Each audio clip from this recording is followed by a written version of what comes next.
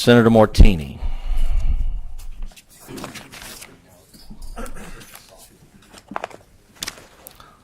Senate Bill 153.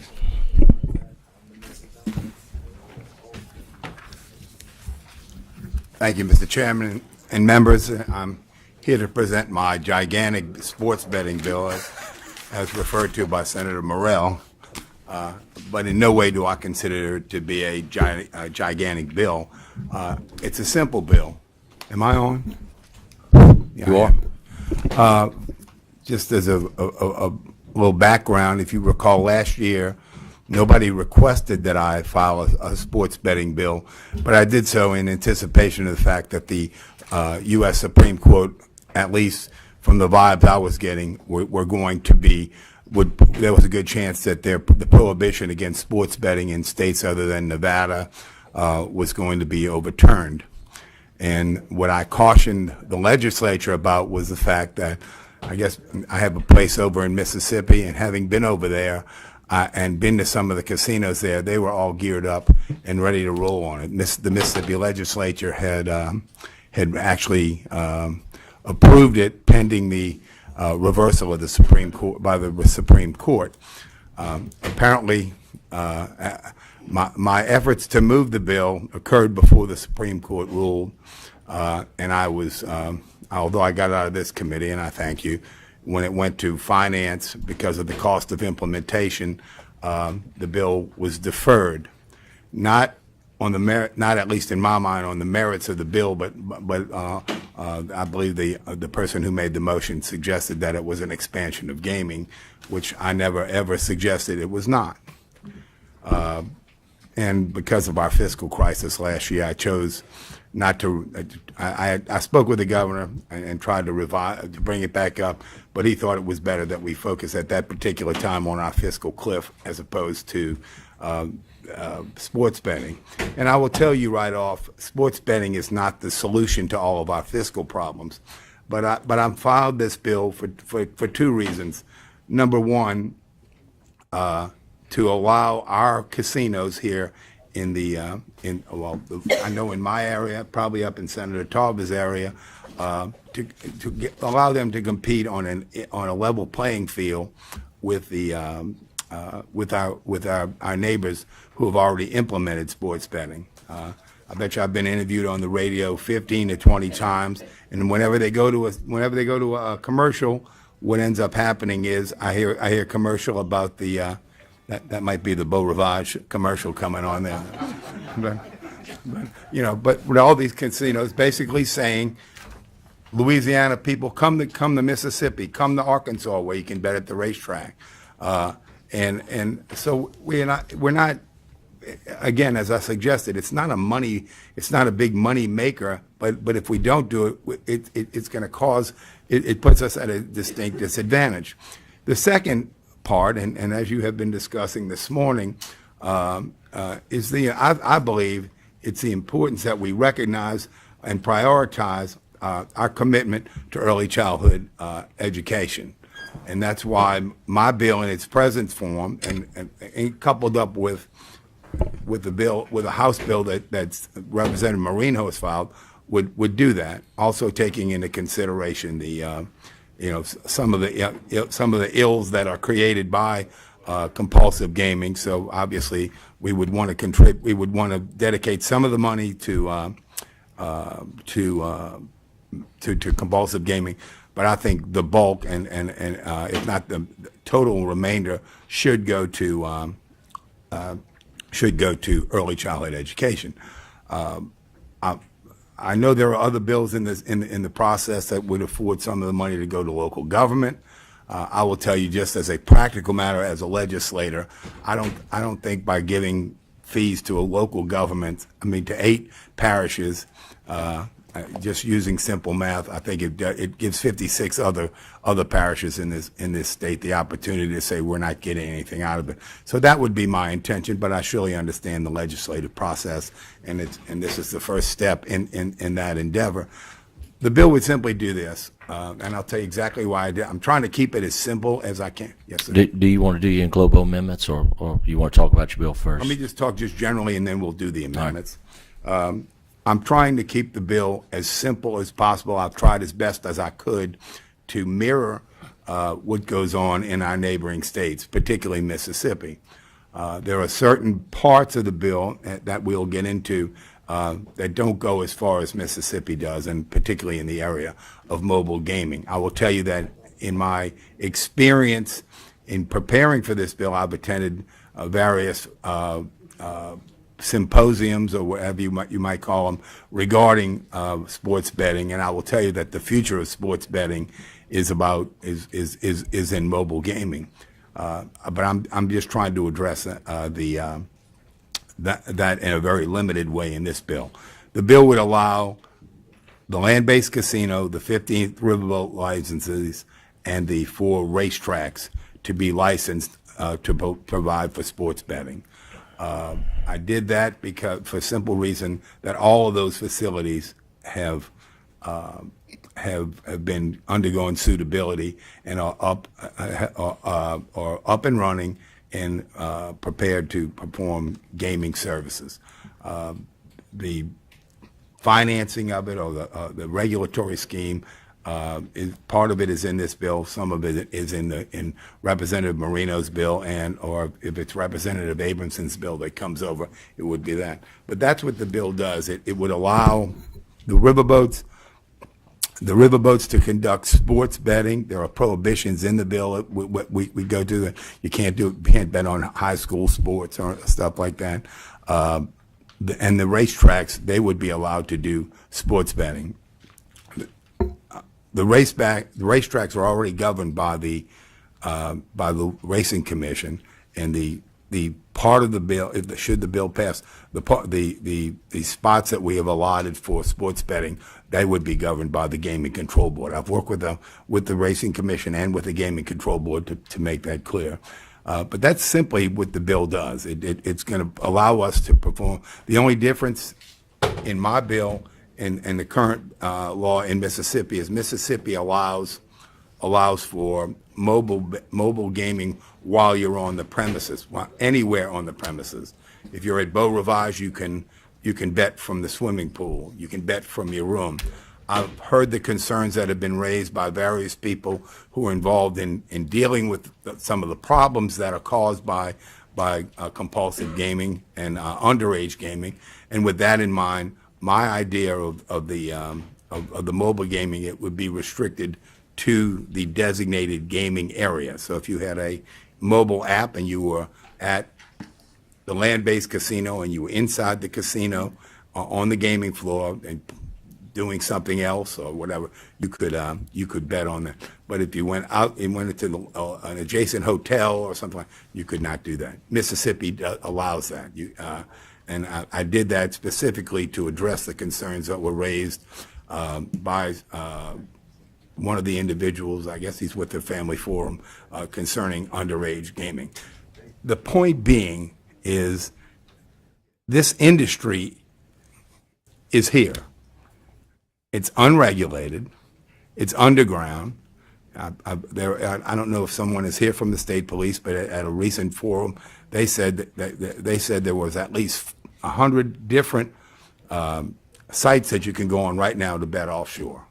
We get none of the benefits of that. We get all, and when you're talking about the ills of compulsive gaming and whatever, we get all of that, and we get none of the revenue for it. This would regulate it, hopefully take some steps to deal with the issues of underage gaming and compulsive gaming, and that's it. That's what the bill does. Okay. Thank you, Senator Martiny. Let's look at taking up your amendments so then we can talk about the specifics of the bill with some of these questions. Yeah, I believe Ms. So Watson has those amendments. Ms. Watson does. To my understanding, it's, even though they're fairly lengthy, it is a combination of technical, it's cleanup. I think she can just hit it real quick. All right. And I will say this while you before I know there are other amendments that are being offered. I don't find those amendments, most of them, to be offensive. My only concern is that if this bill fails, we will have yet another year where we will be behind our neighboring states. So what I'm trying to do is do this, and I guess I'll call it bare bones fashion, just to get it up and running. And hopefully those of you who are still here next year and following, y'all, this is a work in progress, a lot of moving parts. I'm sure in the year that before the next session, some problems will come up that will have to be addressed. You're setting up the mechanism. I'm just afraid that if we don't do it now, it's the same thing we did last year. All I really wanted to do was have it recognized. I was not successful. Now I think I'm hopeful that what we can do is be up and running. If it goes the way I hope, that it would be up and running, say by beginning of next year. And I think the NFL has a big game right around the beginning of the year that people could bet on if they wanted to. So. All right. Well, it's Amendment 869. You should have in front of you. We're going to ask Ms. Watson to give us a brief explanation. Ms. Watson. I have a copy. You're on. I'm on. Okay. As our chairman said and the author said, most of these amendments are technical, and they try to make the language consistent when we're talking about riverboats, the language consistent when you're talking about land-based, and the language consistent when you're talking about racetracks. Amendments 1 through... Excuse me, Norby, don't run off. All right. All right. Amendments 1 through 4 regard the title. Amendments 5 through 7 are the enacting clause. The first substantive amendment comes in at Amendments 8 and 9, and those two are just removing language that is in the bills regarding the permit fees. Amendments 10 and 11 are technical. Amendments 12 through 14 deal with, we went from at a racetrack a designated slot machine gaming area to a designated gaming area. So every place where that language is had to be changed. So those amendments go on. The next substantive one is, if you look on page 3 of the amendments, lines 6 through 13, where we talk a little bit about gaming positions. And then Amendment 16 is also about gaming positions. Amendments 17 talks about the prohibited event, like the author mentioned, high school sports events. Amendments 19, 20, 21, and 22 are all technical. Amendments 23, 24, and 25 are technical. Amendment number 26 deals with the term of the sports wagering certificate, and that's in Marino's bill, so that again is deleted out of this bill. Amendment number 27 is some of the authority for the boards, and we left it at that they can adopt sports wagering without going into all the specifics that they may or may not want to regulate. Amendments 29, 30, 31, 32 are all technical. So is 33, 34, 35, and 36.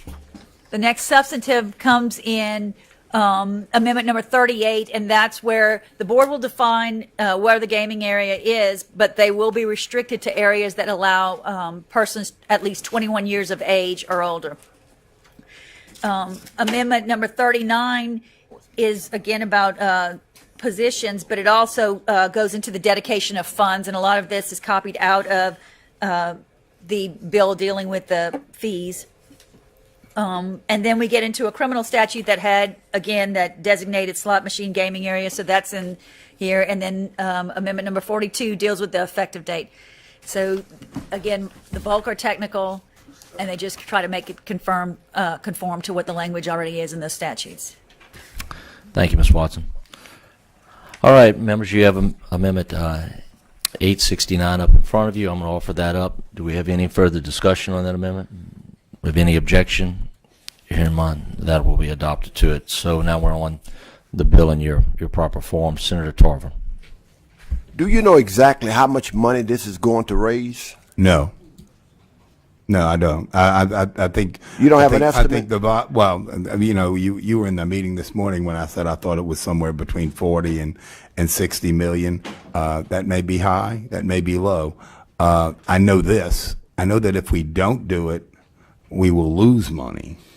I agree. I can understand. We got that. I don't know. I'm not. I understand. In no way am I suggesting, nor did I suggest last year, that the passage of the sports betting bill was going to be some type of save the budget process. But I think it's no matter what we do, and I think this committee, the last 10 minutes before I got up here, expressed their desire and I think it's an admirable desire to prioritize our dedication to early childhood education. So whatever it is, I can just tell you this: if nothing else, it will stop some of the bleeding that's going offshore to bookies and to Mississippi and Arkansas. Your amendment limit of the telephone use within the area, in the hotel, in the casino, or where? Yes, Mobile. we had a lot of discussion about that, and I am sensitive to the concerns of those people that are afraid, that don't want to. Some people will go into a hotel room, log on to their app, and maybe give it to their 16-year-old son. Your amendment does not include My the amendment hotel. says that if that bet is going to be placed, you have to be within the designated gaming area as recognized by the Gaming Control Board. Okay. Now, it's obviously a lot more lucrative if you go widespread. I think by doing that, we are doing a vast expansion of gaming, which I'm not sure would Well, we do survive the this. expansion of gaming regardless. Oh no, there's no question about that. But Just a little bit or a lot. I'm trying to get it to the point where I'm allowing our industry to compete on a level playing field. I agree with you 100%. I agree with you. I want to see it in Calhoun Parish. I want to see it in Bossier Parish because they're competing with Texas and other areas, Arkansas and other areas. They don't want Oklahoma. But up in your area, I know you got a lot of hotels and all. Oh, a lot of hotels. And instead of them being lured to Arkansas, maybe they'll stay there and do whatever they have to do. Okay. Thanks, Senator Torres. Senator Johns. Thank you, Mr. Chairman. And Senator Martiny, I know you've worked extremely hard on this, and your hair is a little grayer than it used to be. I touch it up to look older. I'm tired of being accused of looking too young. So Yeah. What? I'm sorry. What color hair dye do you use on? I know you touched on the offshore gaming sites, and I've looked at some of those too, and I think that one of the points that you made to me one time is that somebody gets on one of these offshore gaming sites and they win. There's no guarantee they're going to get paid. Right. I mean, somebody could win $50,000, $100,000 on an offshore gaming site, and then guess what? We're not going to pay you. It's totally in fact, that debt is unenforceable in Louisiana. Right. It's totally. Yeah, it's just unregulated and of course not taxed, but totally unregulated and all that. So anyway, a couple of comments. I know the set of amendments is very, very extensive, and I'm just asking you as the author of the bill to between now and we get to the floor to work with everyone that these amendments affects. And I know some people have said that they hadn't had a chance to really look at these amendments very closely, but we need to get this bill moving. I want to get it out of committee here if we can today. Well, and let me say this, but last week I had gotten some feedback on the bill, so I called everybody in. Right. Said, look, y'all come, tell me what's wrong with me, tell me what's right with it, I'll tell you what I think.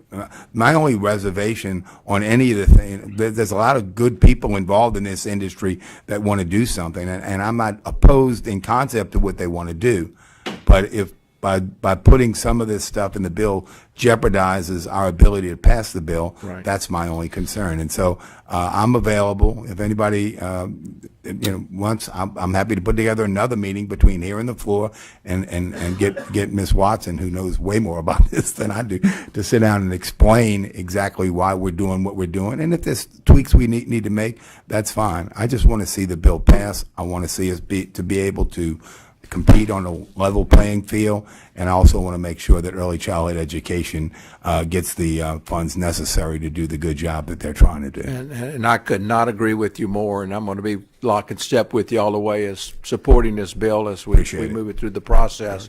As you have those meetings, I would certainly ask that you include the horsemen into those discussions. There's a lot of discussion throughout this building since yesterday about the horse industry. And that issue came up yesterday afternoon, and I have no problem with that, but that's usually something that is handled in separate legislation where the sides can do a little negotiating. I just did not want to have a debate on that issue. Or I know Senator Chabert, if you have another amendment or whatever, but, you know. Okay. But, Right. Thank you, Senator Martini. Thank you, Senator John. Senator Chabert. Thank you. I agree with a lot of what Senator John just said. You know, we've been at a competitive disadvantage to our neighbors to the east and the west and even to the northwest now, and including some of the sovereign nation casinos that we have here, you know, over a number of piecemeal type things that we've done over the years as it relates to and let me tell gaming. you, if you were to go, I attended what they call G2E, which is the Global Gaming Expo, whatever. And if we pass this, we're still about 15 miles behind the cutting edge. Okay, so you know we're trying to figure out how to crawl, and these people are sprinting. Yeah, and it's their future. I'm not saying I agree with all of that. I don't think you should. You know, I mean, they want to bet on video games. They want to bet. You know, if you and I are playing on a video game and somebody wants to bet on, I don't know that. You know, I'm not really on board with that, and well, this is my swan song for gambling anyway, so it doesn't matter. But you guys are going to be faced with that. Well, those of you who are still around are going to be faced with that in the future. But I think this is a good first step. Yeah, and I support it. And Thank you. Certainly, I have some amendments. I don't even know if I'll propose them, but I do want to talk about it. Okay. All right. Particularly the mobile aspect of this. There are a lot of concerns. Look, we've got a lot of members in this body still. Here and across the hall, I mean, they don't even use their email, okay, because they fear that type of technology and the safety and whatnot involved in it. Talking about me? I wasn't going to say it since you brought it up. I'm still trying to figure out how you get the paper and the fax machine to go through that wall. You know, and that's a big part of this. Sure. Okay. Would you mind if I call some folks up to the table to talk about some of the aspects of Not at all. of safety? Ms. Thorns, I believe, is in the Stern. Excuse me. You know, we passed a couple of years ago the ability to do fantasy sports and whatnot, and the overwhelming majority of that might as stuff. well have Mr. Duty come on up too, because Yeah. we had two cards in support wishing to speak. Stacy Storms with FanDuel and Wade Duty with the Louisiana Casino Association. So, Ms. Thorne, you want to introduce yourself for the record? Sure. Hi, good morning. Stacy Stern with FanDuel. And I'm here just to really kind of shed some light on mobile sports betting and what we've seen across the country and what's going on, and also answer any questions that you all may have. There should be a sheet that we passed out talking about mobile specific to New Jersey and Mississippi. Did you guys? I don't believe we've seen that. I had seen that I blame sheet. Jim Nickel. And so this really can point to looking at mobile devices and what's allowed. And as you mentioned earlier, Senator Martini, this is already occurring. It's estimated that across the United States, $150 billion is being illegally wagered. That's obviously a lot of money that's not being taxed. It's not being regulated. And quite frankly, it's not a safe environment. And so through the technology of mobile, FanDuel, DraftKings, William Hill, other companies have been able to clamp down and verify age, verify location, and know who exactly is betting on their sites. And so that's a really important piece as you move forward. I mean, the technology is just racing forward. And so we believe that the best way to protect people is to actually allow for mobile and these robust technologies and systems that are in place to verify age and location.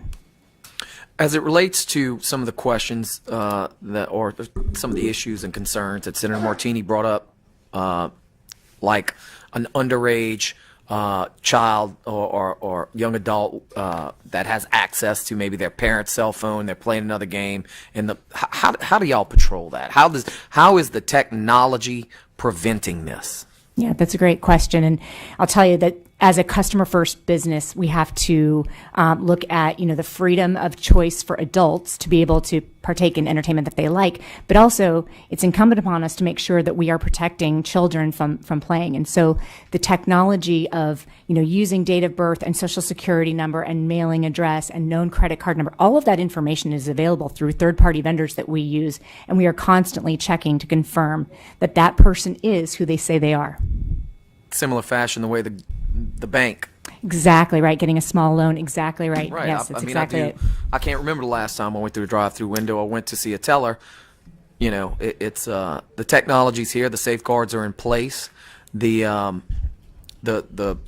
think one of the main concerns that folks have, particularly in this state, is it a fence line issue or is it a parish by parish issue? You know, we tend to go local option here in Louisiana, and we saw that most recently with your initiative. How did that go? How many parishes do you recall? Yes, there were 47 parishes that voted in favor of allowing paid fantasy sports contests in Louisiana. And honestly, I think that the verbiage on the amendment was kind of screwy because you know, one of my parishes that I represent, oddly enough, was probably the more aggressive of the two in favor of fantasy sports, and they wind up voting against it. And in talking just to a lot of the patrons, I mean, to my constituents out there, they didn't even realize that that's what it was. And I think Along those lines, Senator Chabert, I have been interviewed by no less than 10 TV stations who, in the middle of the interview, said, "Wait, didn't we just vote on sports betting?" I said, "No, you need to go talk to Kirk Talbot and somebody." I said, so there's a lot of confusion out there as to just what we did. yeah. So. Mr. Duty, you want to jump in on any of this line of questioning as it relates to safety Certainly. and the technology? Wade Duty, Executive Director, Louisiana Casino Association. The mobile applications require periodic revalidation so that, you know, even if you were experiencing a situation where someone hands off a device, their time on that is going to be limited because they're going to have to re-enter information that should be proprietary to the device owner. So there are ways to address that function of it. We'd also submit that the concept of limiting mobile wagering onto the designated gaming area, that is really a blue carpet versus green carpet kind of a problem. And the geofencing technology, although it is good, does have limitations. And a premises-wide or even wider geofencing model is more sustainable. We've seen success with that in New Jersey and Mississippi. So trying to drill it down to a matter of inches, I'm not sure that the technology can support that at a cost that makes this attractive. The companion piece setting the tax rate for this concept is already at a level that is economically questionable, and to try and drill it down to limiting it to the designated gaming space only is problematic. So I hope that answers your question. It does. Thank you. Thank you, Mr. Chairman. Thank you, Ms. Chabert. Ms. Starnes, you have anything else? Or Mr. Duty? I know you wanted to speak out of you were addressing a question. I don't know if y'all had some particular Well, I would comments just- that weren't addressed. Yeah, I would just again say that the technology for the geolocation has become really incredible, and it's to the point now where it's within 25 yards, and it's not only using your GPS location, but it also uses cell data location, known like Facebook check-in, that type of geolocation. So it's multiple checks for a location, so it knows where the device is, and masking is just becoming almost impossible. I will say, Senator Martiny, Senator Johns, myself went with Chairman Jones of the Gaming Control Board to New Jersey. We talked about this last year. I was quite impressed with their mobile gaming that they had. I was thought pretty negative of it before I got up there, and I'm going to tell you, I was pretty impressed with their real-time geofencing as they explained it, and watching the map of how it was really working. So, I mean, it is definitely evolving. And let me say this, my not including all-out mobile gaming is more, I have very mixed emotions about it, because on the one hand, it obviously would afford us more money really To go after the problem and the money, you really need to do that. But in the same way, I guess, having served in this building for the last 25 years, I understand the attitudes of a lot of people, and the fact that the people that are involved in this, who are heavily involved in this issue, myself included, not having a complete understanding what's going on. I'm just afraid that to do something like this is going to basically be taken by the opponents and blown out of proportion to suggest martinis for wide open gambling on anything. That's it. And I, to those people that have come up with proposals, I said, if you're going to bring me a proposal, bring me some votes, because I'm only interested in passing. I want to pass the bill, And I can load it up. Last year, we loaded it up a whole bunch, and that's what got it killed. So, again, Right. I'm just kind of hoping we can crawl and maybe walk a little bit. And ultimately, maybe I'll want to sprint down the road. I don't know. Thank you. Thank you. Let me read some cards in support here. Matthew Spradley, El Dorado Casino, Kim Sport, United Way, Charmaine Cassiope, United Way, Chuck Cleckley, Golden Nugget, Eric Cromer, Southwest Louisiana Economic Development Alliance, Stan Harris, Restaurant Association, Eldon Rahilya, Restaurant Association, Eldon Rahilya Issue Management, Susan Nelson, Louisiana Partnership for Children and Families, Randy Haney, Caesars Entertainment, Tony Leege, Jefferson Business Council, Randy Haney, Caesars Entertainment, Cindy Bishop, Child Care Association of Louisiana, Devontae Lewis, Louisiana Budget Project, Peter Robbins Brown, Power Coalition for Equity and Justice, Erica Seacrest, DraftKings, and Claude Tlix, I believe it looks like, with no one here. So, we do have some more questions. Senator Peterson. Thank you, Mr. Chairman. So my question is about the, I think it's been described as a bricks and mortars bill right now, and what you're describing is mobile, right? And you're suggesting that it should be amended to add mobile? Is that what you're suggesting? Bricks and mortar would occur, In the mobile designated area. under this bill would occur within the bricks and mortar. And then, go ahead. Yeah. So we would, at FanDuel, we would call that like a truly mobile versus bricks and mortar, because while you're inside the building, as it's currently written, yes, you could use your phone inside the casino. But what we're advocating for is fully mobile throughout a parish that would vote in favor of this. So just Outside of the building, outside of the outside of vicinity? the building, outside of the vicinity. You could be from your home, on your couch at home. Right. And that's what's going on now. And so when you look at the illegal market, the best way to start to crowd out those bad actors is to allow for the legal mobile providers to come in and advertise and market. And a lot of these are names that people already know and they're comfortable with. They trust. They'll deposit their money because they know them. And so that's, in our mind, the best way to start to get rid of the Bovadas and the MyBookies, which are the bad actors. And by the way, people don't even know that they're illegal. There are many people who are betting on these sites now. They download them and they think, oh, it's legal because I can download it. They have no idea they're breaking the law. I'm sorry, who do you represent? I represent FanDuel Group. Okay, so what is your company contributing to the Problem and Compulsive Gambling Fund? That's a great question. It's really important for us, responsible gaming, because that is, Let me ask this question again. How much are you contributing in Louisiana to the Problem and Compulsive Gaming Fund? well, at this point, we're not doing any because we're not serving anyone in Louisiana. We're prohibited from operating here. And that's really a question for you all as far as a percentage, but what we've seen in some states could be, 1 to 2% of the total revenue could go to problem gaming. In New Jersey, for example, it's imperative that we are constantly promoting 1-800-GAMBLER. We have timeouts where people can take a 72-hour cooling off period. They can self-exclude for 3 months, 6 months, a year, or completely self-exclude. So we really try to work with people to manage their play and make sure that, it's not overwhelming for them, or if they have a problem. There's also, in our software, we have algorithms to detect problem play.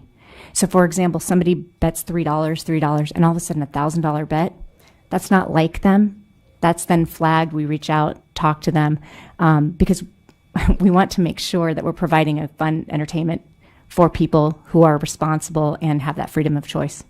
Okay. Are they doing, in New Jersey, I just don't know, you referenced that a couple of times, are they doing studies about the implications of sports betting? I'm not aware, but I imagine yes. And it's something that we are constantly working with the Division of Gaming Enforcement in New Jersey on problem gaming, making sure that there is funding for help, and I imagine research is part of that. Okay, thank you very much. So, Senator Martiny, is it your intent to potentially amend this bill to go beyond bricks and mortar? Is it possible that when it leaves this committee, it would evolve? Because everything you've articulated tells me that you're concerned, rightfully so. And if it's limited to bricks and mortar, that's very different from it evolving to mobile. Because I envision, as was described, people sitting in their living room. There are college students who are legally able to gamble betting on NCAA tournaments, and here's a free throw, let's add $1. Here's halftime, let's add $10. And so you run up credit card bills that don't necessarily belong to you, could belong to your parents, and then they find them later, right? And so I know your algorithms, and I'm sure they're wonderful, but that doesn't mean after the parent gets the credit card bill that all things are great. There are families that get destroyed. I'm well aware of that.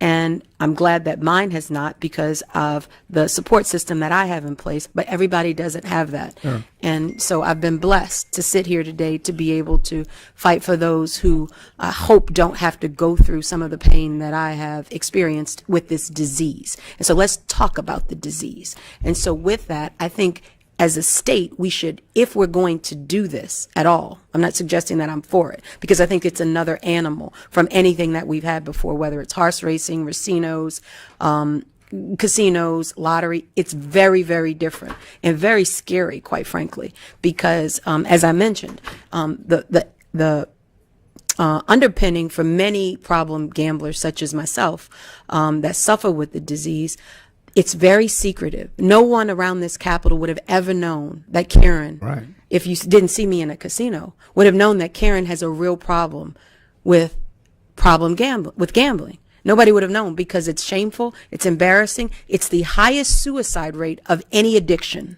Let me say that again. The highest suicide rate of any addiction. And why is that? Because it's very shameful. There are more people than not that can do it in entertainment. And so I'm not totally anti-gaming. I don't want anybody to walk away from here thinking that I know that 9 out of 10 people can do this and can do it in a responsible and healthy way. I'm one of that 10%. And that's okay. And I just have to work on myself and deal with that. But for those that can't, they can't be ignored. And I have not heard enough from you at the table who are involved in the industry to make sure that that 10% is covered. Because that 10%, based on the research that Spectrum Gaming did, says that every $1 that we get from the state, it costs us $3. It costs us $3 for every $1 that we receive in revenues when it comes to crime, when it comes to mental health, when it comes to the implications around it in the family's domestic violence, and you can go on. So my question again is, are we going to jump to what is being suggested? Are we going to evolve as a state? Because I think that what you have here, if you're going to start, it should be a start, and there should be some studies as respects to bricks and mortar before we evolve, because it's a brand new industry and people are still figuring out. We don't lead on everything here in Louisiana. Why do we need to lead in this way and jump in without enough information? Well, I think we have the information. Enough to do mobile? Well, I think we have. No, I didn't say that. That's what I'm asking. I'm not asking. The question to me was, did I intend to expand it beyond here? My answer to you would be no. Okay. But I understand what the will of the legislature is. Sure. And at some point in time in the process, I'm going to have to decide, is it worth taking this amendment to pass the bill? Is it going to do good or do harm? I understand. But more importantly, I think, and believe me, you're my good friend, and I'm very sympathetic to your cause. I contacted you when I heard about your dilemma, and I appreciate that. And I like the way you're dealing with it, because I think it's as much as a downside as it is when the press blasts it all over the place.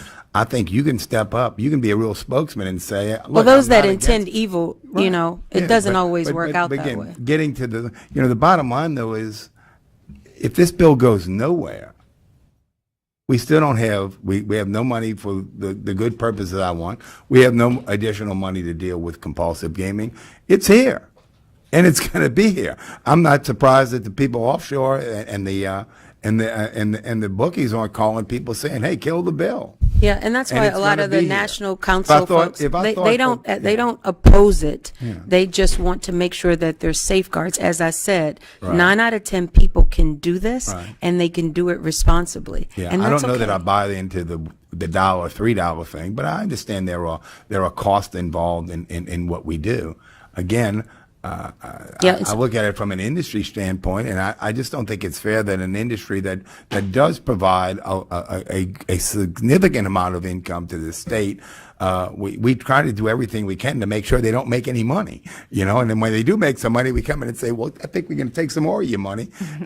We don't do that to any other business in this No, state. Look, I'm not here to I speak for authored the that Harris industry. Economic Development Bill last year. Yeah, I right? agree. And it was for economic development, You know? and I don't think that is, like I said, I'm not anti-gambling. I'm not saying got that. I'm I just fine want to with it. make sure there's But no, safeguards in to place. answer your question, no, I don't have I don't have any plans to do it. But Okay. I understand the will of the legislature, and I realize that I'm not the only one that gets to speak on this issue. Sure. So, but All right, thank but you. you are the author. I am the author. You are. You do control the instrument. Right, Thank that's you why I very get much, paid Mr. the Chairman. big bucks. Big bucks. Thank you, Mr. Chairman. Thank you, Senator Peterson, and thank you for your courage to speak for those who can't come up here and speak on this. We have no more questions. We do have some more cards of some individuals who would like to speak for information only. So at this time, when I ask them to come up to the table, Janet Miller, Association of Compulsive Gambling, Randy Livingston, which she didn't write who you're with, and then Arthur Morrell, former representative with Horseman. If I might, Mr. Chairman, while those folks are making their way up, conclude my comments because I did just answer the question. Oh, that I'm was sorry. directed from Senator Sure, Strawberry. Mr. Duty, go ahead. Louisiana, a lot has changed since last year. You have now a landscape where 10 states have passed sports wagering. 3 more states are awaiting public referendum votes, and 19 other legislatures are taking up the same question you folks are. So this is not a new animal with respect to the national perspective. It is, as Senator Martiny said here, the competition exists not only with respect to Mississippi gaming, but also the illegal sports wagering that's gone on. I think many people seem to have a connection that allows them to place wagers that are off the books illegal. By taxing and regulating this industry, it is a way to drive it into the light and drive those places, at least reduce, if not eliminate some of them. So we would encourage that aspect of it. The final thing I want to leave you with is you actually have 3 models you can address for where you place sports wagering. You can do what is the most conservative, which is in the bill presently, which is the designated gaming space only. That's where the slot machines are, where the table games are only. An alternative model is what we call premises-wide gaming. That would be limited to exactly what Mississippi has. It is less than what New Jersey has, and that is wherever the licensed facility is, you geofence that area. You have the safeguards that have already been explained to you, and the wagering only occurs at that premises. And then the third model has also been addressed today, and that is statewide mobile gaming, which is exactly what New Jersey has done. I will say, both publicly and in conversations I've had with Dave Rebuck, who is the Gaming Commission Director for the state of New Jersey, he says he has more confidence and more knowledge about his online mobile players than the actual walk-ins for the casinos because of the depth of data they can acquire through the registration process and monitoring the betting habits. So as we start to address some of the valid concerns that folks have about who's doing what, please keep that in mind, that because of that aspect of the registration process and the monitoring that goes on, you're actually getting more data out of those folks. So thank you, sir. Thank you, Mr. Duty. Well, we have some other cards in support, for information only, but would have comments if anybody has questions of them. Ronnie Jones, Chairman of Gaming Control Board, Jeff Traylor, State Police Gaming Division, Chuck McNeil, State Police, and Alton Ashey, LVGA. So you. I'm Randy Livingston. I'm a problem gambling advocate. Sorry I didn't put it on there. Not a problem. Thanks to the chairman and the committee for having me here today. I'm basically one of those 10%, like Senator Peterson said, that have lived my whole life since I was 9 years old gambling. I didn't become a problem gambler until I entered LSU, and most people here will know me for, what I've done as an athlete. But I'm here today to talk about my problem gambling, and basically it became a problem when I was at LSU when I pretty much betrayed all the values that I know, to start to enter the casino at a young age and risk going to jail. And I basically went on to play professional basketball, I was a hometown hero out of New Orleans. Like I said, went to LSU, and for all of my professional basketball career, every year I would play professional sports, and then in the summer I would gamble pretty much everything away. And to echo Senator Peterson, I had coaches that had no idea that I gambled. There was nobody in the NBA that knew. My college coaches didn't know. My family didn't even know. So I was able to hide it from a lot of people. I stand here today saying that, basically it took me 20 years of dealing with this disease to finally get some help. Along the way, I did try to get some help in the NBA, and they didn't have a program set up for it, and still don't to this day, I believe.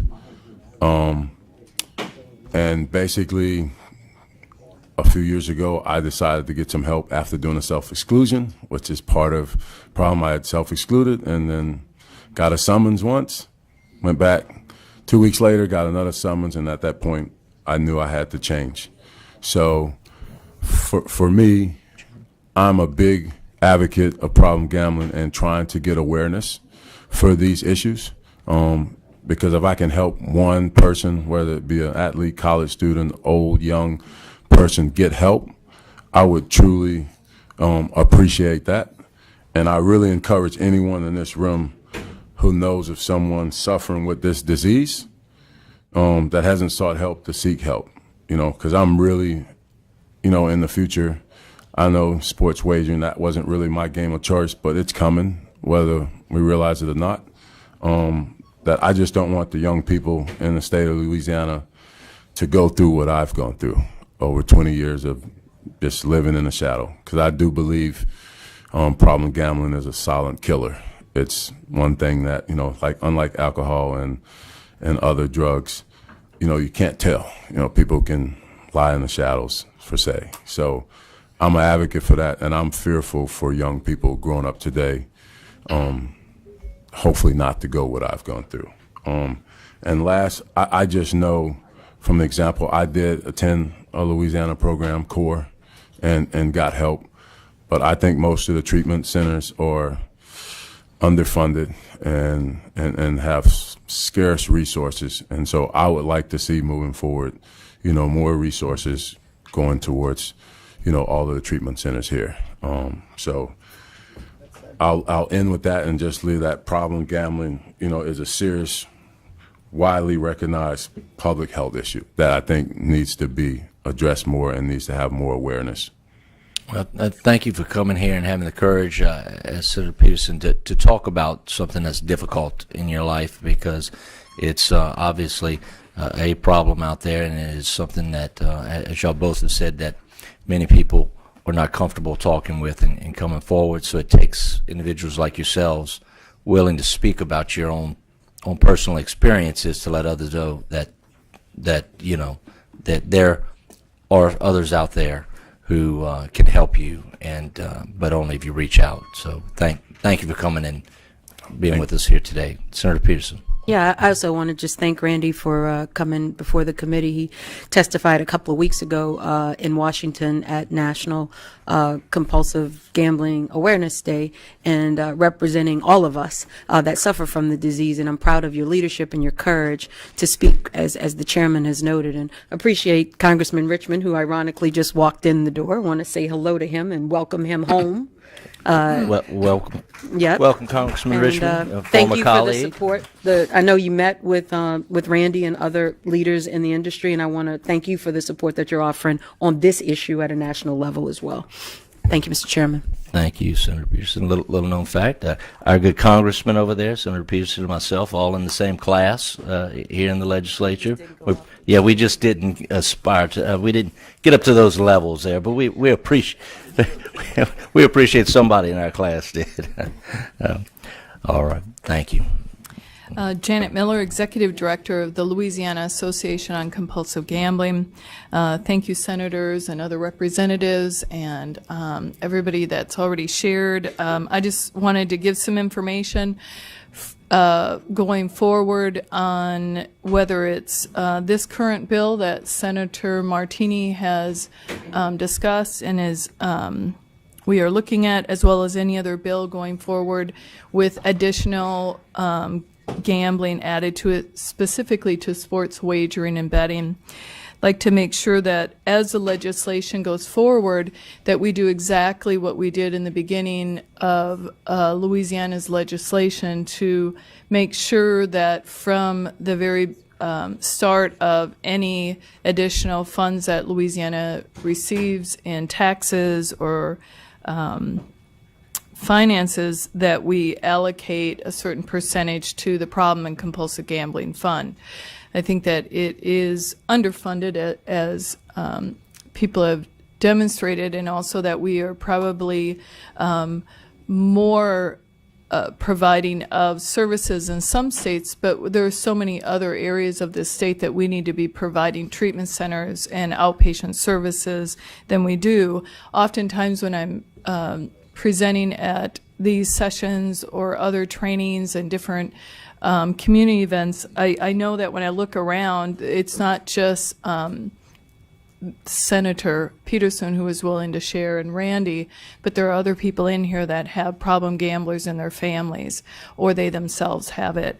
And so I want to make sure that if we're going to bring in any more additional sports betting, and I appreciate Senator Martiny's bill, as well as this whole legislation to look at, mobile gaming and how to provide proper safety areas for people. But also, I know that nothing's perfect. I get that. But I think that if we work together as we want to advance Louisiana and have it more in line with competitive gambling resources, and of course we want to be in line with taking care of the people in the forefront of those problems. I know in 2018 the state of Louisiana brought in $1.2 billion in combined gaming revenue. 1.2 billion. That's over 1.2, and this is a breakdown. Riverboats about 831 million, land-based casinos 60 million, video poker 172 million, truck stops 52 million, lottery at 171 million, with a combined $1.286 billion. And out of that, we actually received for the compulsive and problem gambling fund almost less than 1/5 of 1% to that, which was about 2.5 million. I am a strong advocate of making sure we take care of our people, and our people being those percentage, and some of the statistics for Louisiana is actually lower than 10% of the people have a problem. But let's say it's even 2 to 5%, and that person is in your family, and that person doesn't have any ability to take care of themselves, or is concerned, as people testified, of the shame and the difficulty to receive proper accredited care for this problem. Well, I think we take care of those first. And I certainly think it's a fabulous idea to take care of our youth and our children. But I also know that the industry has and is changing to incorporate a different type of gambler now. We know that from the study recently reviewed and put out by the governor, that more of the gambling is changing because of the change of our young people and our youth, and how they like to gamble and how they like to chat and text and discuss things, or maybe not discuss things at times, or communicate, or lack of. So we want to advocate as an organization that we're not against gambling and we're not for gambling. We're in the business of treating problem gamblers and their family members in Louisiana. And Louisiana, in the beginning, decided to take care of its own from the beginning and said we will allocate a percentage into this funding. So going forward, again, we're not against this bill, nor any of the discussions of mobile gaming and being a part of being advancing and competitive for Louisiana. I think that's great. We're also probably more advanced in treatment, but need more of it in Louisiana because there's still people suffering, and we need to get them the help in that. But going forward, we definitely want to make sure that a part of this bill, as any bill should state, is that funding is allocated to the problem and compulsive gambling fund, and that it stays funded as we add gambling there is going to be an increase. What the revenue is, I agree with Senator Martiny that I don't know that anybody is going to know that, but I think we start with at least a 1% or 500 at the minimum, which is very similar to what happens with video poker and with the lottery given to this funding. I think that we start where we can, and then we may have to readdress this in time, depending on how this addiction for some people could go. We already know by research that there are people who are addicted to sports betting. Does it help that we are looking at bringing in sports betting into the casinos and the properties to probably oversee it and regulate it? Actually, research says yes. If you're going to bring it in, put some regulation to it, put some overseeing of that. Take it from illegal to legal, and let's see what happens. Do we have to put safeguards in place for young people and youth? Absolutely, but we should be doing that anyway on everything that could become a problem. Certainly youth and seniors are our highest risk factors, but we know that, again, from the research study that was put up by the governor recently, that seniors are not going to be as affected. I mean, not that my mom or your mom doesn't necessarily want to sit on her phone and gamble, but I'm not sure that that's probably her form.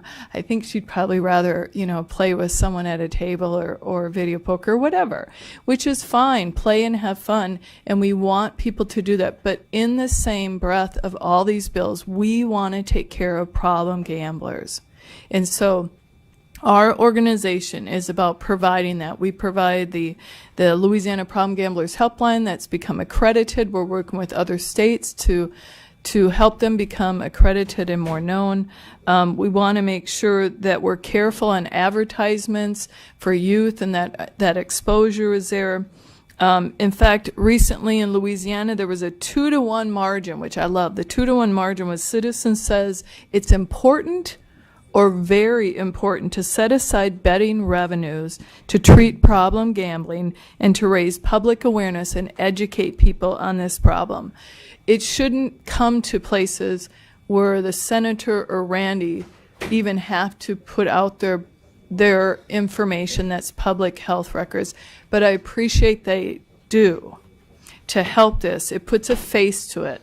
And I think that always helps to put a face to it. And so if everybody looked at you and looked at this audience and said, we all have a problem with gambling, then it would put a face to it and make it more human and real. And it's happening. It's just an addiction that's easier to keep secret and hidden. And so in order to address that as we go forward, I think that we definitely have to have more research. Massachusetts built into their new legislation research that would be a part of the sports wagering and a part of advancing and allowing more gambling into their states. I think that's part of being responsible to our people to look at a study right now, currently, within this year can be done, and also each year to see. We don't know how much money we're going to make. We don't know the impact this will have on Louisiana. So let's be prudent and helpful and smart about it and start in the beginning with this. And so I certainly am not opposed to these bills on bringing more gambling.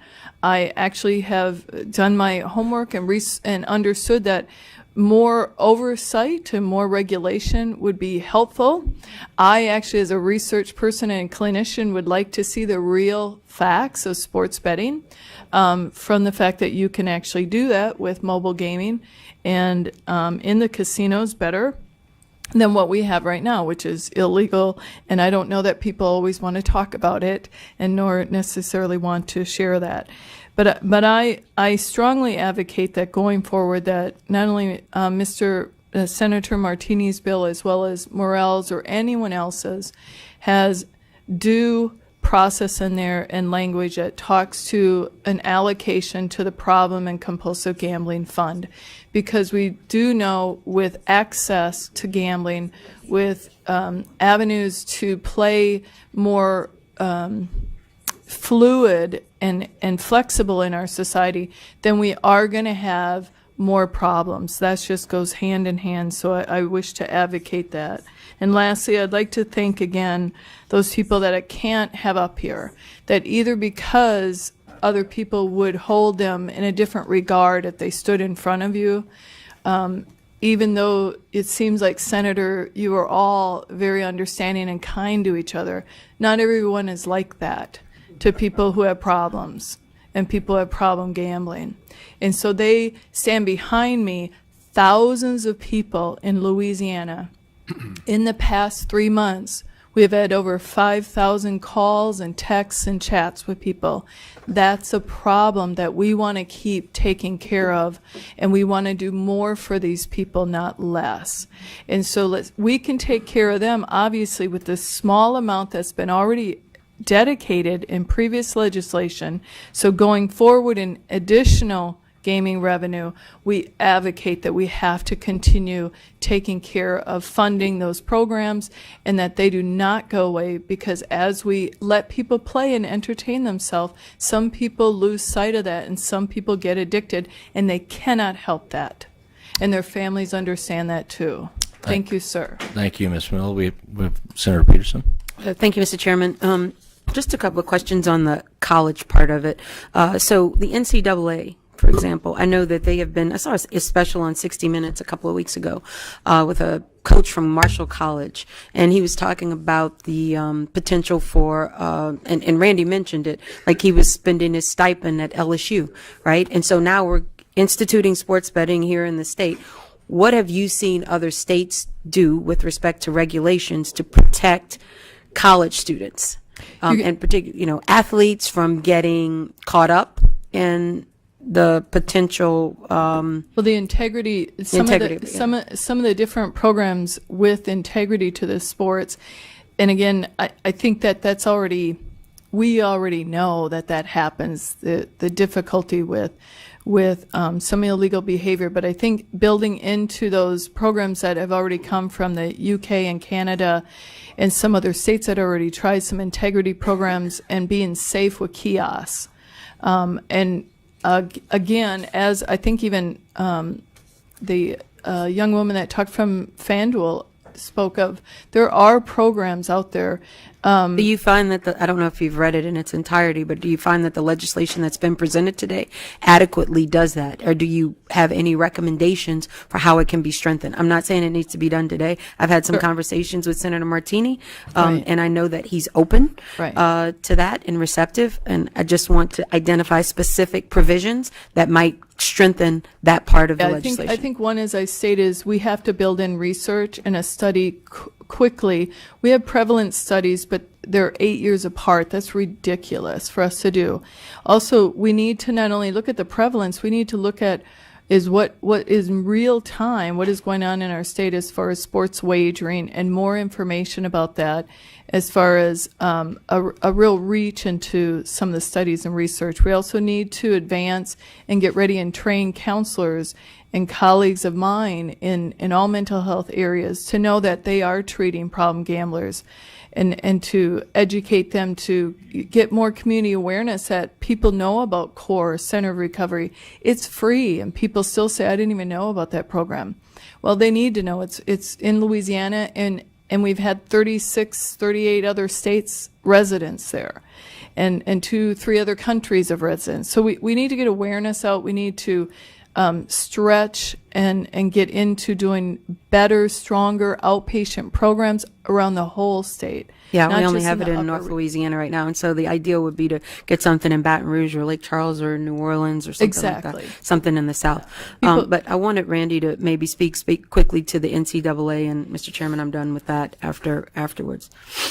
Yeah, I think I went up and spoke at the NCAA. And basically, we talked about, having safeguards for the collegiate athletes, because one of the things, with college student athletes is that, basically, if you report that you are gambling, you can get your scholarship taken. So not many athletes or student athletes are going to go up and say they're gambling. So some of the numbers, to me, were a little low, but I think we finally got into an area in speaking with them where, if we can provide safeguards for the athletes, maybe more college-age kids will seek help. And I think that's the most important thing that, I am learning and getting out of this and trying to move forward, is to educate and raise awareness of problem gambling. So if we can provide safeguards for college students, that would be, great. And I think they're trying to get that into legislation in the NCAA. Thank you. Finally, I want to just congratulate you on a winning season with at Newman, and congratulate you on your new job as the head coach of the varsity team at Newman in New Orleans, in my district. And so, looking forward to another good year. All right, thank you, Mr. Chairman. Thank you, Senator Peterson. And Ms. Miller, thank you. And, Thank you, Randy, sir. thank you for You all. being here today. You and I have visited many times personally, and how much of a support I am of what you're doing, and I agree with you that somewhere throughout this process we need to include your work and your program with some additional resources. It's the industry has grown, and so your program needs to grow also. So wish we had it in South Louisiana, but we're grateful for We what will. you do. We will? We will. Oh, wait, great. We'll bring it there. Great. Thank Yeah. you very much. Thank you, sir. Okay. Farmer Representative Arthur Morrell. Yes, Mr. Chairman. How are you? Good morning, sir. No, almost good afternoon. So, welcome to the committee. So, Thank you. I do get here periodically. Today I'm here for something I've been involved with since I was in the legislature, and that's dealing with making sure that a large portion of our citizenry will not forget it, and that's the horsemen. This is the only state in the union, maybe in the world, that have laws dealing with horse racing. And this legislature, when they started getting involved, saw how wise it was to take care of our citizens. And I got involved because I married someone who loved horses. I love my wife, so the horses are there. But anyway, what's really important is that we don't forget our citizens. And when you say horsemen, we're not only talking about those people who handle horses, but you're talking about those ancillary type of occupations, the veterinarians, those people who cut hay, feed, and various other types of businesses and occupations. This bill, we just want to ask you not to forget what you've always pledged to, and that's not forget the citizens here in Louisiana, particularly the horsemen, because when a bill may possibly threaten to take away some funds that can help the horsemen, then I have to get up here and speak. I'm not against the bill because it's just starting. I want to see more of what's going to happen with this bill. I asked that they distribute this Louisiana Horsemen's Medical Benefit Trust sheet, and what it shows is that this trust, the money that the trust get comes from the purses, and this money is used to help the horsemen. A lot of them can't do some of the things that are necessary for their health and welfare. You can read the different things that they have listed where this medical trust will help those horsemen who needs help. It's important to know that this trust goes up and down depending on the purses. And when there is a threat in some money coming or taken away from this trust, then I have to get up and speak. Because if some of the funds that are generated through gambling doesn't follow the tradition of making sure that because of the horsemen, these type of gambling activities, the video poker, slot machines and what have you, off-track betting, would not be successful if it wasn't for the horsemen, the racing industry. So we want to make sure that you do not forget that please don't take anything away from those what you have created to help those who cannot help themselves. And I have to say, with our workman comp program, it's the only one in the country too, and that went through legislation. Louisiana is the only state that have legislation to deal with protecting the citizens of Louisiana. So when you're looking at this bill, I'm not against gambling, but I want to make sure it doesn't take anything away from what you've done, what you've legislated in the past, that these people are taken care of. It's important to remember that there, I would say virtually in the whole industry, 20, maybe even 50,000 people involved in one way or another with the racing industry. And that's the employees at the racetrack and those that deal with the racing, the breeding, and what have you. So I'm here to say, and I'm always available if you have any questions. I was here We when do this, have some questions. So. I was here when this gambling and horse racing got together. None of you remember 60 Rayburn. I served with 60 Rayburn. He was the person to go to when it dealt with horses and cows. He had a lot of cows too.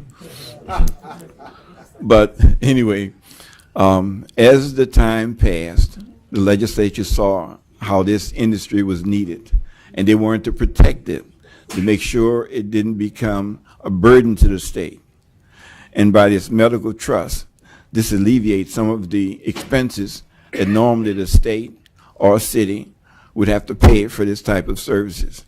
But because of this trust, it helps the state and the city with the cost of these things. And the workman comp is so important that special legislation has to be drawn up to allow that in this state. They're self-supporting. The horsemen don't come to the state for anything because they have, through legislation and your approval, made sure that this industry does not disappear in Louisiana. It's something I love now. It's something that has generated a lot of money, and it keeps a business going. I employ people, and I make sure that when something's threatened their health or their well-being, I'm going to get up and speak.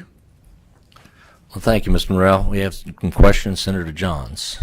Thank you, Mr. Chairman, and Arthur, you and I and Representative Billy Montgomery locked arms and fought a battle many years ago on the House floor. And your life was threatened, too.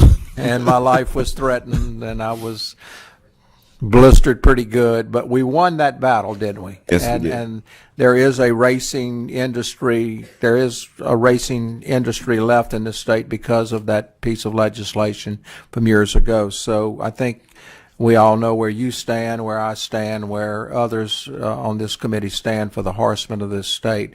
This bill's got a long way to go through this process, so I can assure you you're going to be a part of the discussions. So it doesn't. Sometimes it's a hard vote. At times I was the only one voted against the bill, and one of the most famous one, I think you were in legislature then, when a bill that said that every candidate, every elected official had to be tested for drugs. Yeah. And I was the only one voted against it.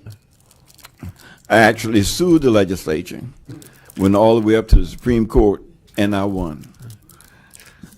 So sometimes it's hard to make a vote, but think about what's best for the overall people. Right, and we will. And thank you for your advocacy, and thank you for your passion. You're welcome. And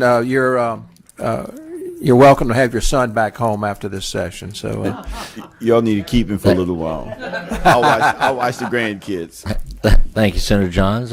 Senator Morrell for Senior Morrell. Oh, don't get up, Dad. Dad, I got questions. No, look. I got questions for you, Dad. This is pertinent. Well, I think it's important, ladies and gentlemen. Obviously, this is my dad, so I'm biased, but it's important to note what then Representative Morrell, now Clerk Morrell, and Ronnie did. The only reason why tracks have slots is because of the relationship they have with horsemen. And I think it's important for us to note for the record that the only reason why tracks enjoy all the benefits of casinos is because how they're tied to horsemen. And I think that any effort by tracks to move away from that is problematic in that the only reason they are tolerated and allowed to operate as casinos is because of horsemen. So if there is an expansion of sports betting from which they will profit as gaming, there has to be some consideration for horsemen because otherwise there's no point. Simply put, at the end of the day, if this is going to be a new line of game revenue, the only reason why the legislature allows tracks to have gambling is because it benefits an indigent industry that's native to the state of Louisiana, and when it ceases to do that, it ceases to have a point of allowing gaming and racing facilities. Thank you. Thank you. Thank you. You're welcome. All right. We do have some cards in opposition. Wishing to speak, Ryan Robichaud with LQHBA. If you want to come on down, we have Warren Harang, LTBA. We also have Dr. David Crawford, First Baptist Church of Ponchatoula. We only have 3 chairs, so when one of you finish, maybe you can make room for Dr. Will Hall with Louisiana Baptist Office of Public Policy. We have some other cards in opposition not wishing to speak. Bruce Sledzer, I believe, LQHBA, of course, Gene Mills, Family Forum, and Kathleen Penfield, Family Forum. Thank you, gentlemen. Whichever one would you like to go first, just introduce yourself. My name is Warren Harang, and I'm the president of the Louisiana Thoroughbred Breeders Association. I'm here in support of the bill, provided that horsemen get a piece of it. That is the bottom line. The horse industry in Louisiana is a $5 billion industry. I think that's very significant, and I wouldn't be here today without you, Senator Johns, carrying the water. And I make quick study of it. I was checking my iPad while waiting to come to the table. This is my iPad. I want everyone to know. So I guess that separates the youth from the old. Is that, Senator Chabert, is that pretty close? And I'd be willing to entertain any questions. And the bottom line is that the horse people are together. It's a $5 billion industry. Senator Martiny, we'll do anything we can to help you, provided the horsemen are included. And I appreciate you and everything that we've talked about. And I'm at your beck and call. Thank you, Mr. Ryan. Yeah, good morning, good afternoon. Not sure what time it is. I worked all night and was coached this morning of what to say, but Senator Morrell kind of took everything I needed to say earlier. And we thank the ones that did this for our horse industry. I think it was in the mid-'90s or whatever, and yeah, I might have been still in high school, going to college then. But that's why I have a career in it. I have a stallion farm. I'm president of the Louisiana Quarter Horse Association. And like he said, we are united. This is thoroughbred. And I represent the quarter horse, and because of what y'all did in the past is where we are today. But like Senator Martiny, and last year we were here, and former Representative Major Tebow had a bill. We are in support of sports betting. We are a year behind, like you said, Mississippi has it in other states. Last year when it was in committee, it was a possibility. It was going before the Supreme Court like 2 weeks when we were in committee across the hallway, and we just want to stay a step ahead. The horse industry in Louisiana, from thoroughbreds to quarter horses, one of the leading ones in the whole country. And if it's sports betting is going to happen at the track, like he said, if the casinos are there at the racetrack, or because of the horsemen. And us horsemen, we just want a piece of it if it's done at our facilities. And I appreciate Senator Martiny going again this year at it and trying to get sports betting in our state so we can catch up with the rest of the states. And he says it's bricks and mortar, and we like to help him mix the mortar if we can be part of it. All right. Thank you, Mr. Robichaud. I'm David Cranford, pastor of First Baptist Church of Ponchatoula. Thank you so much, Senators, for your representation of the people of Louisiana and your service to our state. I am tempted to yield any time you've graciously given me to Senator Peterson. Your comments literally almost brought me to tears in the back of the room as I heard you talk about this issue. I say amen to 95% of what you said, and am thankful for your testimony to your committee today. I've heard today that other states are getting a portion of our tax dollars. I've heard today that offshore gambling is not regulated and people are participating in our state in an unregulated form of gambling. I've heard today that we may get some revenue from sports betting in our state. In my opinion, none of these are good reasons to bring sports betting to Louisiana. This is an expansion of gambling, of course. And any expansion of gambling is an expansion of problem gambling and pathological gambling. And I promise you, I have seen it firsthand, literally seen it firsthand. A bill like this will cost lives. I'm not talking about dollar costs. I'm not talking about money. I'm talking about lives. I'm talking about lives that will be lost to suicide, lives that will be lost to crime, lives that will be lost to families that are thrown into chaos because of problem and pathological gambling. I'm talking about the vulnerable. And I had no idea when I walked in here today that we were even considering the possibility of mobile gambling. Sports betting is not just an expansion of gambling, it's a whole new universe of gambling. Mobile betting is a whole other world.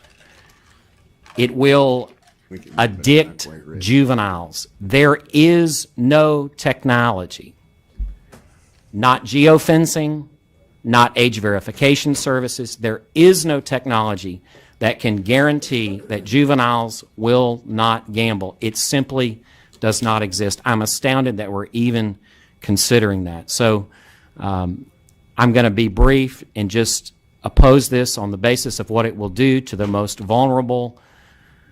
In terms of people who have trouble dealing with gambling, we've heard 10%. I would also say you will never be on the positive side of a ledger with the gambling industry. Never, never, never. Whatever you get from them, they owe you more.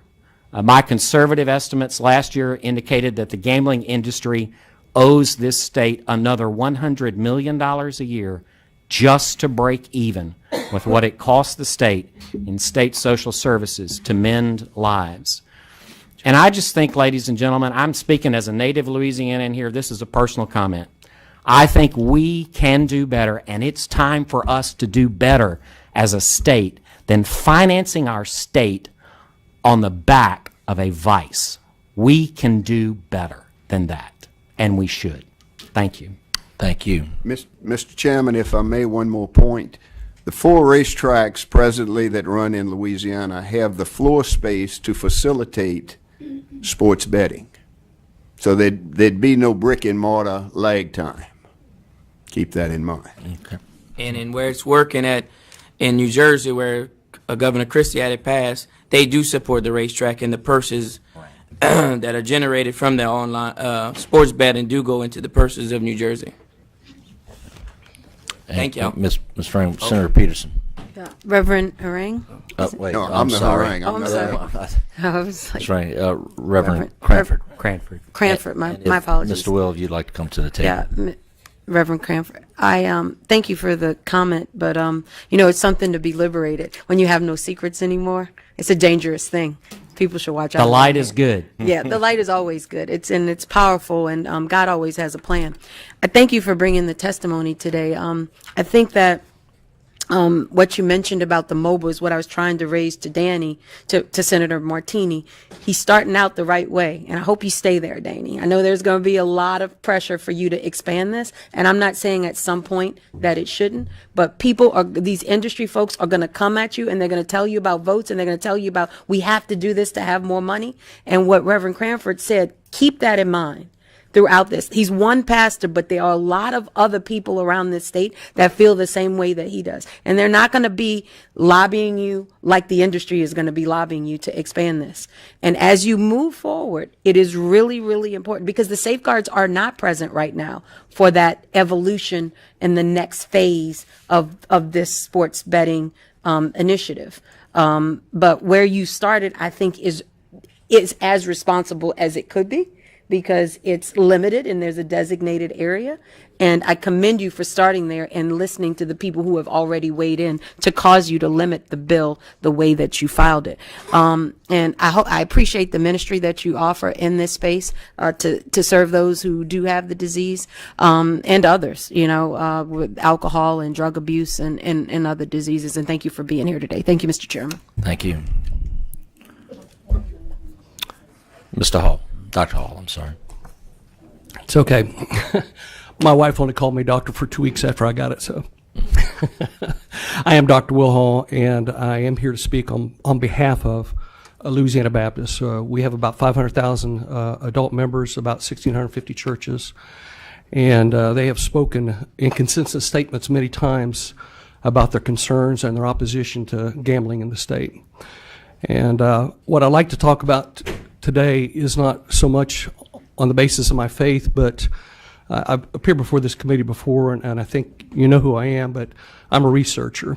I've got degrees from the U.S. Naval Academy, the George Washington University, Harvard University, as well as Vanderbilt University. I've conducted research for the Navy, everything from accession and succession to budget, and even at the Naval Academy, values and behavior and how to use values to shape behavior, etc. As I looked at the bill, and I apologize, Senator Martiny, he and I actually debated this earlier this year on public broadcasting, and I did not get a chance to see if you had any revision to the remarks that you provided then. But I think that this bill lacks one thing that's glaring, and that is a budget score. And this is the reason why I think it's important. I think previously Senator Martiny said he wasn't quite sure how much money this would benefit the state, $40, $50, or $60 million. But what I can tell you is what gambling overall costs the state today. And you lawmakers requested the Picard Center at ULL to do a study, and it was completed in 2016, and I believe that it was delivered to the legislature. And there were a number of key findings that should cause us to pause about expanding gambling in the state. And I want to combine that study with a similar study that, or a parallel study, or corollary study that was done by Baylor that actually put some money to the Picard Center to put it all in perspective. But the Picard Center revealed that we have 275,000 problem and pathological gamblers in the state. That's 98,000 pathological gamblers and 177,000 problem gamblers. And they break that out for a reason because of some of the issues that are unique to pathological gamblers and not to problem gamblers. But what I would say is those 98,000 pathological gamblers cost the state each year $875 million based on the Baylor study and their calculations. Now, how does that compare to what the gambling industry as a whole brings to the state? Last year, the Advocate reported that all forms of gambling contribute to the bottom line on the one side of the ledger of the state budget, about $875 million. Those 98,000 pathological gamblers add an equal amount on the other side, and we don't even know what the costs are for the 177,000 problem gamblers. Pastor Cranford has shared with you about his personal experience regarding the lives that are broken, and I got to tell you that I want to reiterate that because some of the costs that aren't included in addition to the 170,000 problem gamblers are the costs to charities and faith-based organizations that deal with broken lives and fragmented families, and it is significant. And we are seeing so many children experiencing the disaster of broken families because of gambling. And our pastors and our counselors like Mrs. Miller are picking up the slack. And it's devastating. The Picard Center also dealt with how gambling is impacting our youth. Just from the 6th grade to the 12th grade of the 700,000 students enrolled in our schools, 41% of 6th graders gambled last year, or for the 2016 study. 44% of 8th graders, 41% of 10th graders, and 34% of 12th graders. we are establishing a trend of disaster for the next generations. I would just say that we're really sucking the promise out of the future for our children and grandchildren. When you combine the nearly $900 million cost just for a population of 98,000, not counting the other 177,000, it's enormous. It far outweighs what we're receiving on the bottom line of the budget in terms of revenues. This needs to be scored for the expense side of the ledger regarding what it's costing the state to take care of these kind of problems.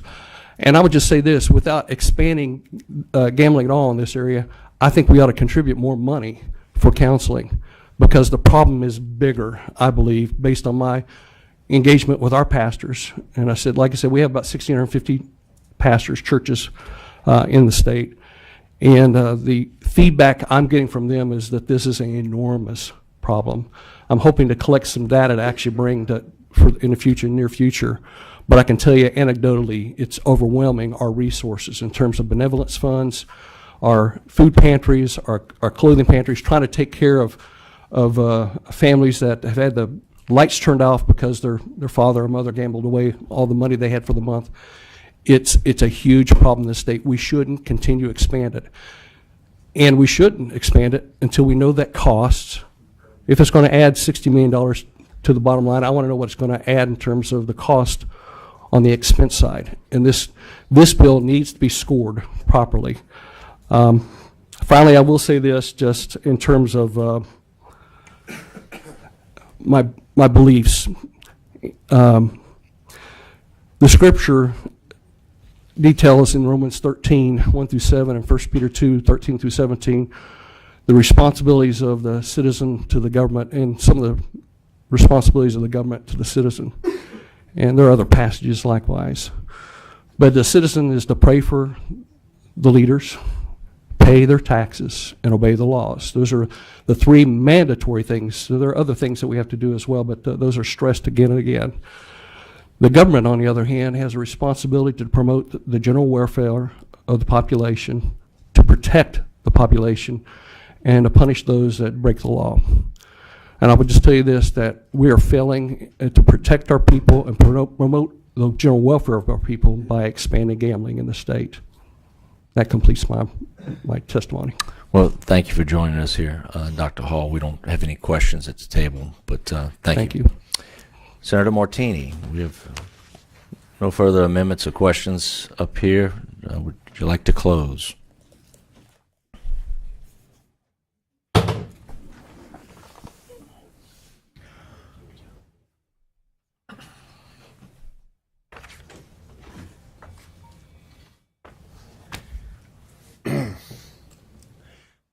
First of all, thank you, Mr. Chairman and members, for your patience and allowing us time to discuss this most important issue. I took the liberty of making some notes that some of the points that were made by the opposition, and I'm sure they were all well intended. But with all due respect, a term that I frequently use, I would take issue with Pastor Cranford, because while we as legislators have to consider this to be an expansion of gaming, it ain't an expansion of gaming. If this bill dies, it's here. It's been here. We're trying to deal with it here. Okay? So you can say whatever you want. All of the ills that they talk about that exist, they exist whether I file this bill or I don't file this bill. I'm not so sure that sports betting's not going to increase. It's not going to increase, or we're going to continue to lose money to Mississippi and the other states if we don't attempt to regulate this thing. And I am all for. And I don't know if the gestures toward me was suggesting that I was not for funding monies for compulsive gaming. That is not true, and I don't think anybody intended to do that. But I kind of got looked at a couple of times whenever they talked about it. That's not true. As far as the issue that we are financing the state on the backs of a vice, I'll go for that. When I had my discussion with Dr. Hall I said, that's when I had people that said we ought to be doing other things. What are the other things? I got here after gambling. I've been a supporter of gambling because my district supports gambling, and as a representative, I have no problem in doing that. But I understand the problems that come about because of that. But I have said repeatedly to the naysayers in this state, good, get rid of it. What's your solution? How are we going to fill that gap? I don't necessarily agree with this $900 million, but I understand there's a cost associated with gaming. But that cost is going to still be there whether this bill passes or it doesn't pass. I am attempting to do some things that I think regulate an industry that is already there. It's an underground industry, and I just don't see I just don't see where not taking steps to deal with this situation is not going to help it. I think all I'm trying to do is recognize an industry that's already here. I've tried to keep it as bare bones as I could. I'm not here to try to go for all out mobile gaming. Quite frankly, I didn't want to put it in the bill to begin with. But I have made commitments to people that I would do as best I could to put us on an even keel with Mississippi, which, at least in my area, seems to be the most dangerous predator, for lack of a better term. Let's see. But other than that, I think I've tried to present the bill honestly. I've been open. I'm not opposed to the horsemen. That's another issue, an issue that they have dealt with. I was here before Johns, not as long as Arthur Morrell, and I understand what the horsemen meant to the part that they played, but we couldn't do it with just the horsemen, if you recall. The farmers, we had to give some of the money to the farmers for boll weevil eradication, and we still didn't get enough votes. So what did we do? The president of the Senate was Randy Ewing. We built a school for the blind in North Louisiana, and that's what got it done. And I think this is the time where we don't need boll weevil eradication and the blind people, but we do need the early childhood education money. I think it's a worthy cause. It's about time that we as a legislature stood up and said this is one of our priorities and we're going to fund it. I know a lot of people don't like dedicated funding, but in this particular case, I think it's good. And look, I just think we need to do this. We need to recognize the fact that it exists and do everything we can to regulate it and to make sure that those people that have problems and ills that come from it have the opportunity to avail themselves of some of the services which we can provide. So with that, I would ask your final passage. That you report the bill favorably as amended. Thank you. Thank you, Senator Martiny. Senator Martiny is closed. We have a motion by Vice Chairman Johns to report Senate Bill 153 with amendments. Do we have any discussion? Do we have any objection? I object. We have objection. Madam Secretary, will you call the roll? Those in favor of reporting Senate Bill 153 with amendments, vote yea. Those opposed, vote nay. Senator Johns. Yay. Votes yes. Senator Chabert. Yeah. Votes yes. Senator Morrell. Yes. Votes yes. Senator Peterson. No. Votes no. I have 3 yeas and 1 nay. By a vote of 3 yeas and 1 nay, that motion passes. Senate Bill 153 will be reported with amendments. Thank you, Mr. Chairman and members. Thank you. Thank everyone for their patience on this important issue.